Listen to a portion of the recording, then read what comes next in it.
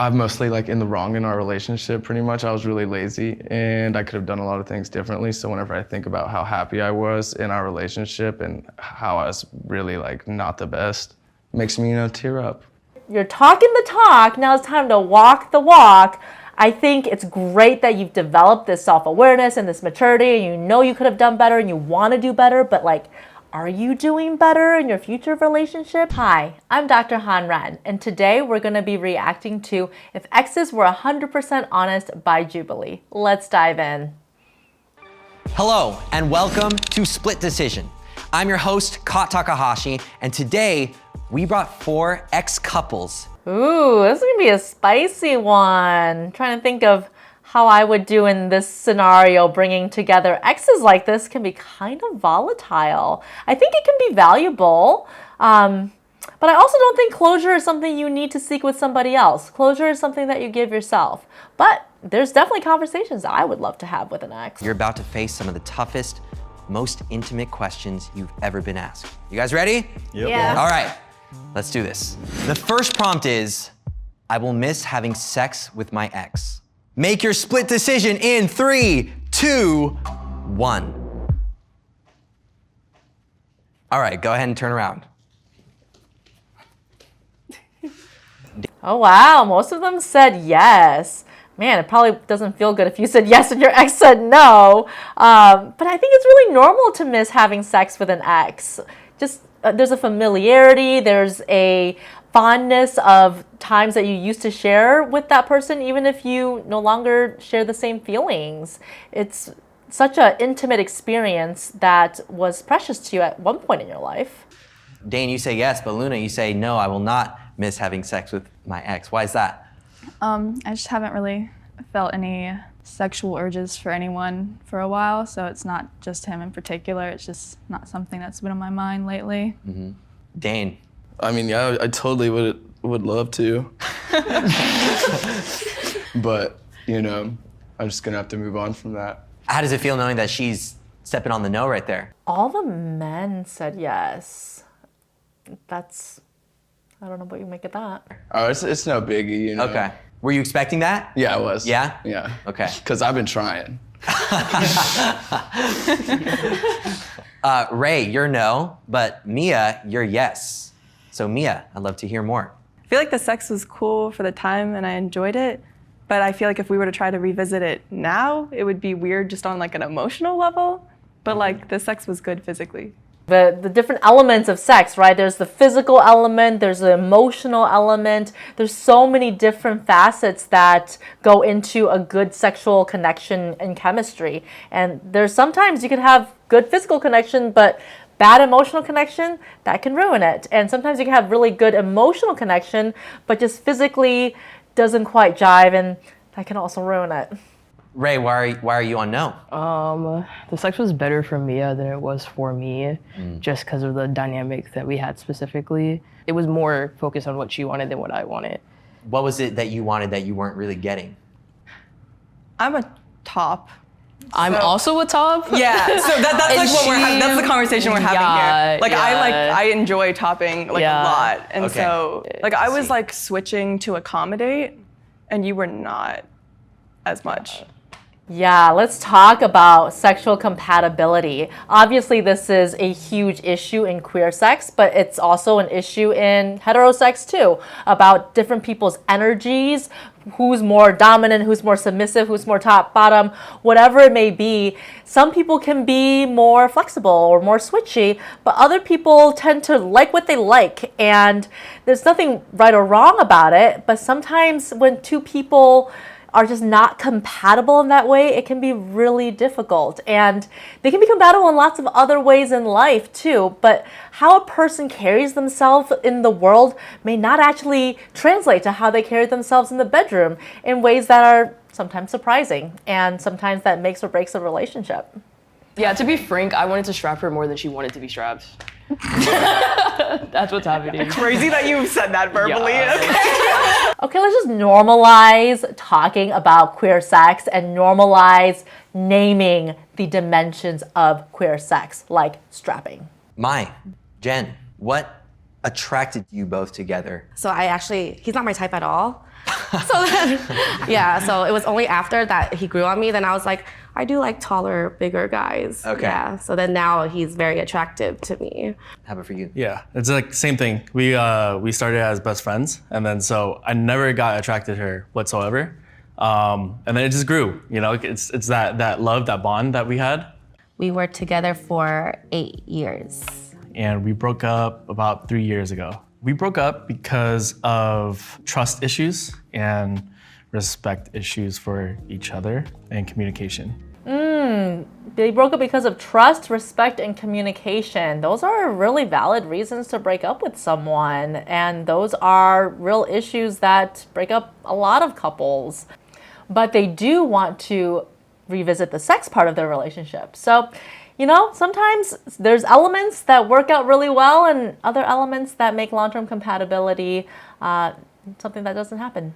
I never fully trusted my ex when we were together. Make your split decisions in 3, 2, 1. All right, everybody, go ahead and turn around.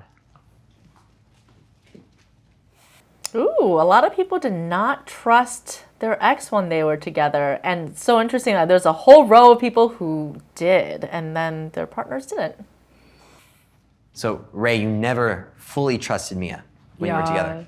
So the second time that we dated, it was poly, and it started off with me being a secret to one of her other partners. So I didn't know that I existed, and then once found out that I existed, didn't know why I was in Mia's life.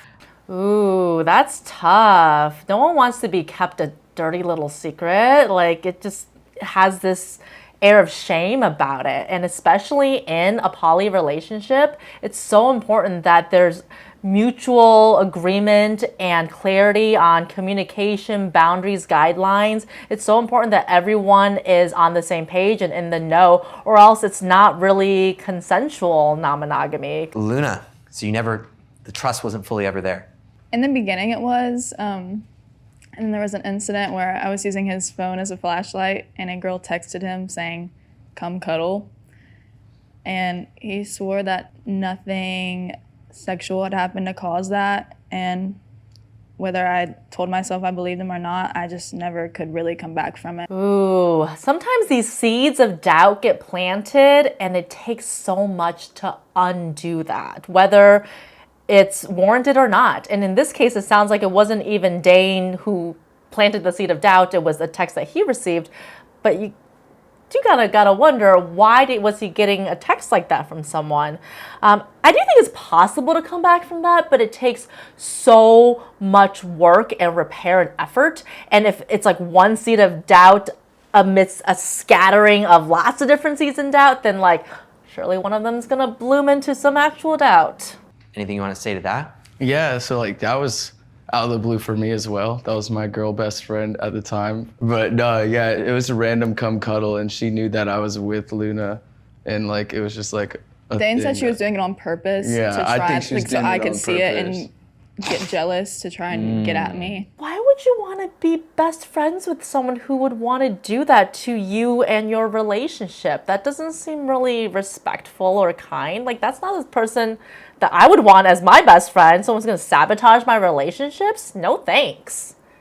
So if you felt that way, then why was the trust gone, though?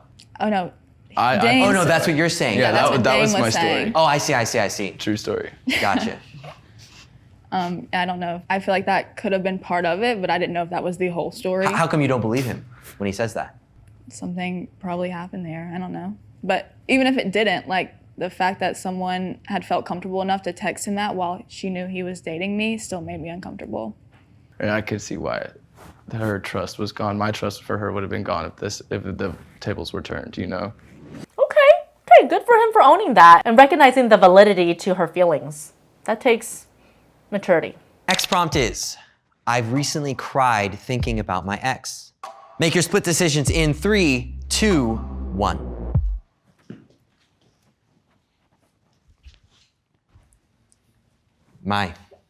We recently cried over Jen, huh? Yeah. I mean, like, it's not just one time. It was like multiple times just replaying the scenarios. It's like shattered. Oh, they both recently cried over each other, but they were also together for 8 years. And that's almost a decade. That's a long time to be with someone. You grow and change so much as an individual during that time. You become totally different people. And so to have that time coupled with a partner who represented so much, of course you would have lots of fond memories and grief, even if you don't want to be with that person anymore. I think it's really normal to continue to mourn relationships, even after breakups and they're no longer in our lives. It's not necessarily wanting to get back with that person that you're mourning. You're mourning the stage in your life or what that person represented or what they offered to you in terms of companionship or stability or who you were at that stage of your life when you were with them.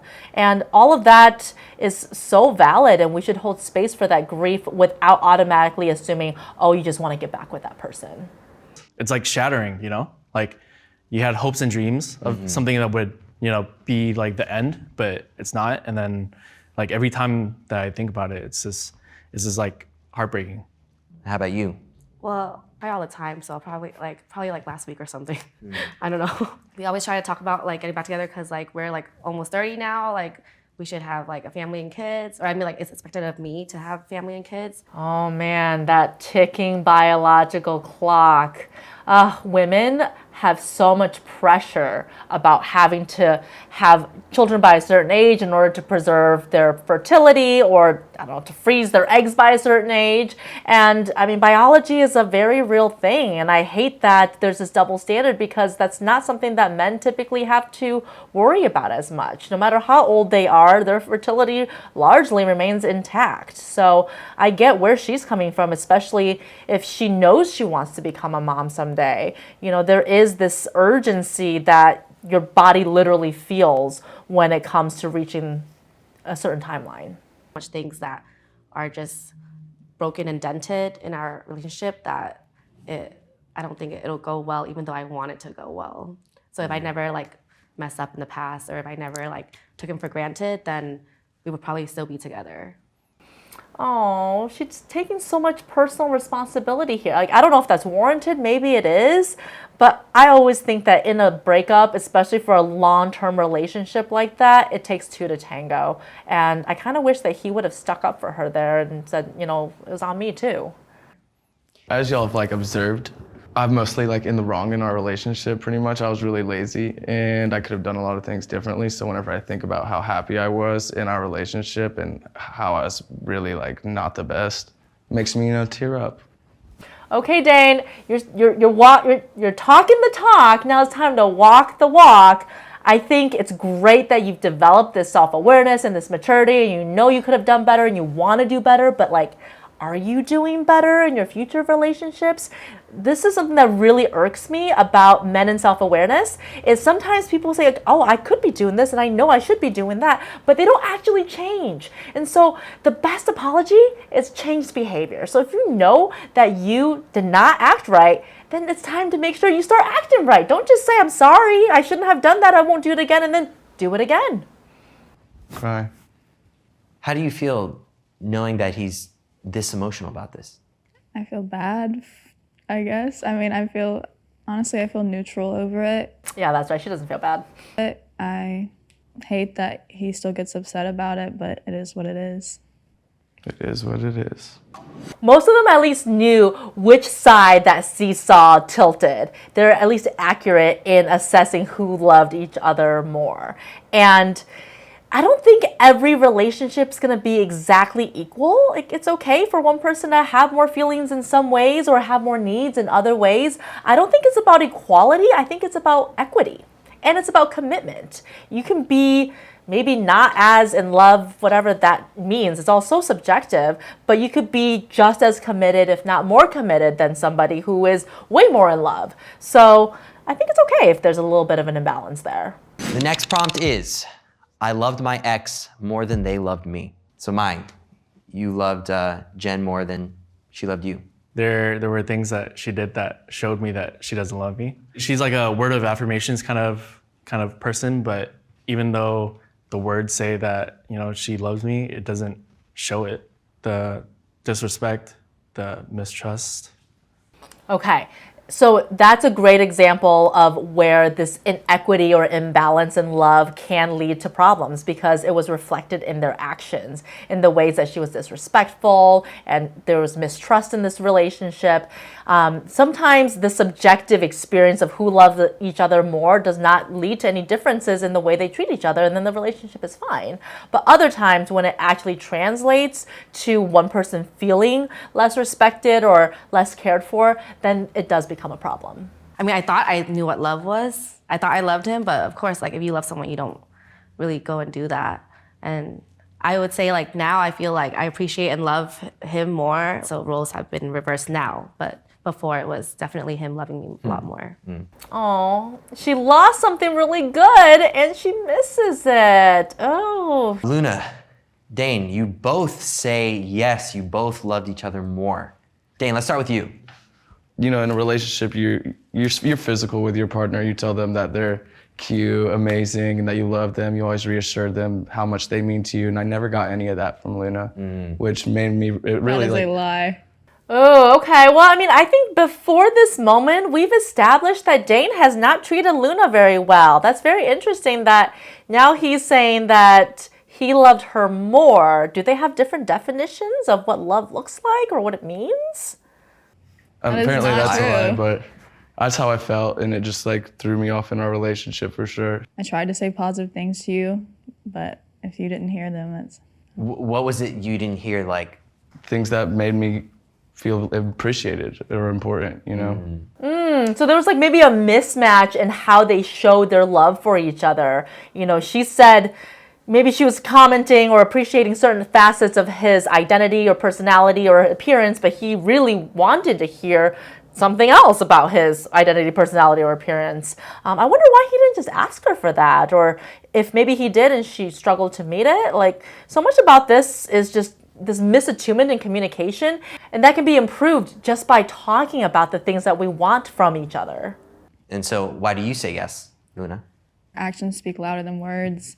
I feel like I made more sacrifices for our relationship, and I just don't felt like I didn't feel like my energy was matched by Dane. I think they both have like different love languages because I feel like you probably have words of affirmation, so you need that, and then so that's probably what she you thought she for was sure. lacking because that's how me and I was were also going too. to say that we both have different perspectives of Yeah. love. Different love languages. Okay. Yeah, sometimes the way that you want to be loved is not the way that your partner wants to love you. And it takes just a lot of calibration to be able to overcome that. But it is possible to overcome. And it's just like it doesn't work because we can't give each other what we each other need, you know? You telling me you love me and I'm beautiful doesn't equate to me asking you for help in a certain area of our relationship. The lack of follow through. It seems like the ways that Dane wanted to make up for the fact that he didn't do what she asked for was by giving her all of these words of affirmation, but it wasn't landing for her because that's not what she was asking from him. So it's not just making an effort to love your partner the way that you think that they want to be loved, but really hearing them and then acting and changing your behavior accordingly so they feel the type of love that they want and need and deserve to feel. And over and over and over again. I definitely feel you like ignore what I'm sacrifices that saying. went unnoticed in our relationship still, and you still don't even notice them. Man, they're still talking over each other. They're broken up and they're still talking over each other. Kind of Okay, like sacrifices. what? Like moving all the way from Florida to live in Alabama so she could be closer to her family. And You're the one who you wanted to move in together the most. Hindsight's 2020. I think when people get really stuck on these small details, you miss the forest for the trees. They're not hearing each other emotionally and they're not meeting each other's emotional needs. So it doesn't matter who wanted to move to Alabama, who wanted to live with each other the most. You're not hearing each other on a heart level. I don't want to do this right now. This is the place to do it, I feel like. Yeah. Okay, but he set a boundary. He doesn't want to do it. Respect. I'm the one who got the apartment. I went and worked. And she's not respecting that boundary. Okay, I see why they broke up. I know you did a lot, but I just felt like I did feel like I was doing more. Did you feel like you were doing more? I didn't feel like I was doing more. I felt like we were equally striving for something. felt like it was I equal. feel like it was equal for a while there, but until I realized that she didn't feel the same way, and then I stopped trying as hard.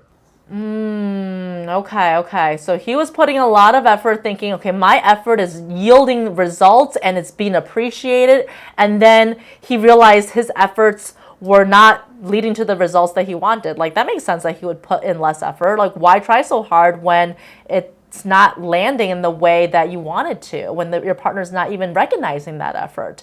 But then I'm sure once he stopped putting in that effort, she noticed it even more, which then contributed to the, relationship falling apart. Instead, maybe they could have gone to couples therapy and talked about where their efforts could have landed or gone with each other, so they could have aligned in how they were putting in effort. It sounds like they both put in a lot of effort. It was just like this. The next prompt is, I wish my ex and I were still together. Make your split decisions in 3, 2, 1. Okay, go ahead and turn around. Oh, everyone's aligned in that. Okay. That last couple, Maya and Jennifer, they both wish they were together. I wonder if something is going to happen after this taping.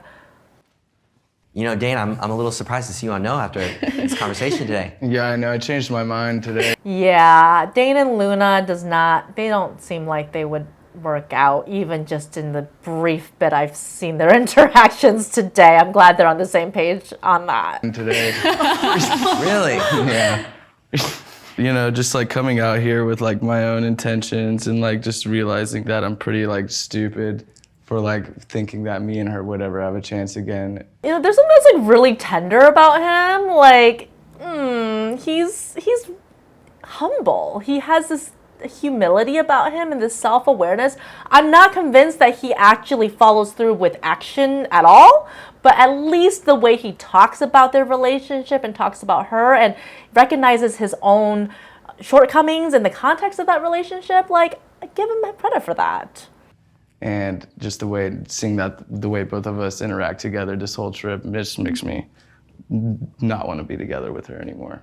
How do you feel about that? I agree. We just don't mesh well anymore. Yeah. What you came here today hoping for what? I came on this whole trip with Luna just to make her happy. Hopefully that like she would notice that I care enough to spend time with her and do stuff that she wants to do. So that maybe you could get back together? Yeah. But there's no happening with that, so I'm just like accepting it now and standing on no. High five for clarity. We all appreciate clarity. You say yes, you want to get back together? If there were a maybe, I would say maybe, but there's a lot to work on. We can relate to each and everyone's story a little bit. A lot of it is a lot about communication. I do something for her, she doesn't acknowledge it, right? So I feel like whatever I'm doing is just worthless, What do you right? do for me though that I don't acknowledge it? I feel like I always acknowledge everything. I should have ended it, but I didn't know any better. And so we kind of dragged it on further than we should. And if you could just get the love languages right, you think you could be together? Yeah. And the infidelity, yeah. Yeah, the infidelity is kind of a big deal. That would do it. The reason why we're not together is because like everyone's communication is so different. Yeah. Like it's just so like prominent. You did love me. You just loved me in the way that I couldn't even like realize. And then I loved you, but then you didn't care about everything that I did verbally for you, like me wanting to know where your whereabouts. He thought I was nagging him the whole time. I'm like, no, I just want to know where you are. Like, just let me know so I can like just feel safe. Yeah, all these differences in communication, it takes so much to align communication because it's not only what you think you're saying, it's how it's landing for that person, and then it's not just the words that are coming through, but the intention and then the impact and how it's received and the emotional state of mind of each person who's trying to communicate. So much can go wrong in communication, and let's normalize that so much can go wrong in communication, and it's a skill and we can grow to be better with it. In so many of these relationship conflicts and breakups, people get so caught up in their emotions with communication mishaps. And when you're only communicating in the heat of emotion, you're not giving your frontal lobe the chance to do the talking that it really needs to be doing. So I think if we could all learn to be with our own emotions, have some regulation, receive hot emotions without it being personalized, then we can really convey our messages and communicate more effectively. You're both trying to change that to be back together? I mean, I want to, but I don't know. I feel like you're not really ready for that conversation or something yet. She was my best friend. She was my girlfriend, my best friend, and pretty much my family, but kind of shattered that. So it's kind of hard to rebuild. Yeah, 8 years, man. 8 years is a really, really long time. But sometimes after growing up together and then having a breakup and then growing apart for a while, you might meet each other again at a different stage where you're at different levels of maturity and be able to have a bit of a fresh start. So I have hope for them. But you said yes, so. Yeah, I mean, like there's always room, Chance. you know?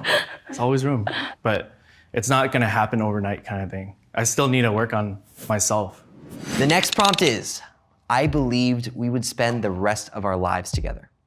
Make your split decisions in 3, 2, 1. Okay, go ahead and turn around. So interesting. A lot of people said yes. And, you know, I wonder why that is. Do you have to think you're going to be together with someone for the rest of your life in order for it to be a good relationship? Not every relationship needs to have that escalator and to have that soulmate or commitment of forever for it to be meaningful and nourishing and deeply valuable. Some of the most successful relationships that I've had in my life were ones that there was no expectation of a happily ever after or a forever. And I love that they can kind of stay, you know, protected in that way. And we can still look back at it very fondly and appreciate all that we have learned and gained from that relationship, even though it didn't last forever. Just the act of loving and receiving love teaches us so much. We learn so much about ourselves and what's important to us by being able to love and receive love. So Victor, you thought you would spend the rest of your life with Priscilla. Yeah, in the beginning I did, yeah. It's like I was saying earlier, I learned over the course that we weren't quite compatible, but in the beginning I was like head over heels. I was completely in love. She said it herself. I pursued her. So just, I don't know. Just couldn't get over myself, I guess. I think it's from the moment I saw him, like he literally took my breath away. And then when we got into a relationship, I was like, oh my gosh, this is what I've always wanted. Like this is the exact relationship I've always dreamt of having, and we always had that honest communication. And he kept it there to the end because I said, you know, just always be honest with me. And he was when he said that this was something that he wanted to do. This is the most mature breakup out of these breakups, I think, because they both know themselves well enough to know this ended because of something that was about who we were and what was mismatched about our not values, and what was mismatched about our goal for the future. And they're not blaming each other. They're not talking over each other. There's a great respect and consensus here that shows a lot of maturity, and I really respect that. I will always have love for him. That love I have for him will never cease. That's probably why they're still friends, is because they're able to have that level of maturity and consensus. Mia, so you thought you two were going to spend the rest of your lives together. Yeah, I mean, I was like young. I was like 19. I was a baby. That's wild. Like, I do hope to spend the rest of my life with you. You know, like I hope that, Homies. yeah, I hope that we're homies for like a real long time. Oh, I love that they still do want to spend the rest of their lives together, but maybe not in the same way or in the same format. I think it's so important for us to normalize de-escalating relationships. Maybe you break up as romantic partners, but you stay platonic friends. That's okay. And there's nothing wrong with valuing each other as life partners in ways that evolve and shift as you grow over time. So Luna, you never felt like Dane was the person I'd be spending the rest of my life with? I felt like we may have ended up being together for a very long time, but I just couldn't really see myself with anyone forever. I don't know. And then once we neared the end of our relationship, it became more clear that we weren't compatible living together, so it was obvious at that point. I mean, yeah, of course, I thought we were gonna, spend the rest of our lives together. I don't really spend enough time with people unless that's like my goal. He doesn't spend time with people unless that's his goal. Wow. I mean, if that's your goal, then you're really limiting the types of experiences you're collecting in life. Can we spend time with people that we value and love and appreciate and not have that person be our one and only forever? I think we need to expand our definition of love and our definition of like what our goals are in relationships. You can gain so much from being with people, even if it's not with the goal of being together forever. I'm ready to ask you in this studio right now, will you take me back? Okay, everyone, make your split decisions in 3, 2, 1. Okay, everybody, go ahead and turn around. Well, at least there's agreement, but I'm surprised Maya and Jennifer aren't gonna try to make it work. It sounded like they really wanted to. Wow, okay, maybe not now, maybe in the future. Some people are like relieved, like, oh, thank God. Not on camera, oh my God. I really love this video because it really speaks to the power of communication during a relationship, but also the power of communication afterwards. You can get some closure, some completion, and answer some of these questions that you might still have about the relationship. And the not seeing eye to eye part, like we are constantly growing and evolving as individuals, and that's hard enough just as one person, but to be doing that alongside somebody else, relationships require constant calibration and alignment. It's not just gazing at each other. You got to make sure you're gazing at the same horizon together. And in order to be in a relationship with someone across a lifespan or long term, you really have to accept that your partner is going to go through multiple funerals of who they used to be, and then multiple births of who they're becoming. And if you love someone deeply enough to celebrate that and to hold space for their evolution and the uncertainty of, am I gonna love the person you're becoming? Let's try to, at least hold hands while we're growing in that way so we can be aligned still and keep each other in mind and keep each other in our lines of sight. Then really long-term relationships can work because of our willingness to be adaptable with each other and our continued efforts in aligning and communicating. So I think this video really showcased what happens when people drift apart because they're not doing that or because they were never really that aligned to begin with and they were just attracted to each other. Thank you so much for watching. I'm Dr. Han Ren. For more videos like this from Healthline Mental Health, please like and subscribe. See you next time.